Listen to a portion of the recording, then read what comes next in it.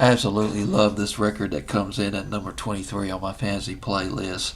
The week of April 9th, 1988. Orchestral Manoeuvres in the Dark with Dreaming. This would be their last American hit back in the spring of 1988, just flowing across the FM airways. April and May of 1988. At number 23 on my fantasy playlist, up 4 notches from number 27, Orchestral Manoeuvres in the Dark. A guy, I did read this. This was a YouTube comment. A guy said, "I miss '80s music more than a beer." Well, yeah. I mean, there were a lot of good songs that came out back in the '80s. Orchestral Maneuver in the Dark. They came out with some good ones, that's for sure. They formed back in 1978. Two guys. It was Andy McCluskey and Paul Humphreys. He played the keyboards. They added a couple of other guys.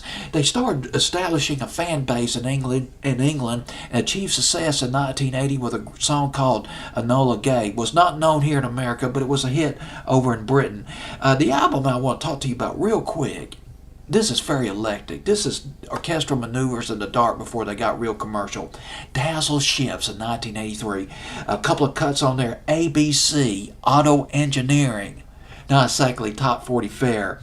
Telegraph, another song off that album. Dazzle Ships now, I'm talking about that album. And another brilliant cut called Genetic Engineering. Forgot about all these cuts until I looked it back up on YouTube. On Wikipedia off of Dazzle Ships. Genetic Engineering was their tribute to Kraftwerk, who had that song called Computer Love, which came out, I think, around 1980 or so. It might have been a little bit earlier than that. Well, anyway, this album, Dazzle Ships, this is considered a lost masterpiece. And if you like the high-tech dance music or new wave music of the 80s, I highly recommend that you give this album a listen to whenever you get a chance. Not very commercial at all, but that will change. They released an album in 1984 called Junk Culture. They used the digital sampling keyboards, Fairlight CMI, and they also used a sampler keyboard called EMU Emulator. Probably primitive by today's standards, but very, very high tech during the 1980s.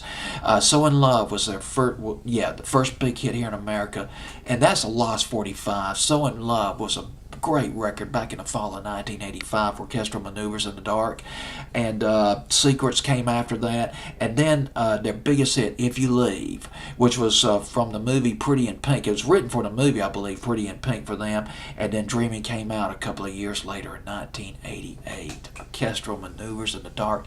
This went to number 16 on Billboard's Hot 100. Number 23 on my fantasy playlist. It is on its way up. Orchestral Manoeuvres in the Dark. Dreaming.